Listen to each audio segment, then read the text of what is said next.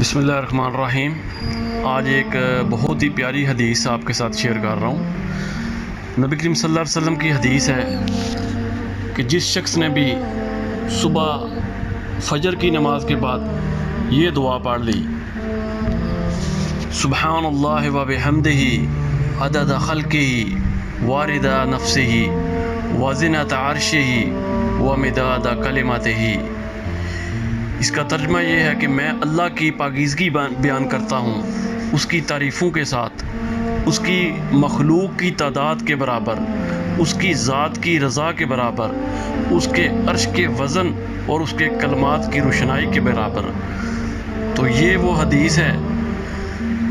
جو آدمی سمجھتا ہے کہ وہ صبح جو نبی کریم صلی اللہ علیہ وسلم 40 سے 50 اذکار کرتے تھے وہ نہیں کر سکتا، تو علماء کرام کہتے ہیں کہ وہ بس یہ ایک دعا پڑھ لے۔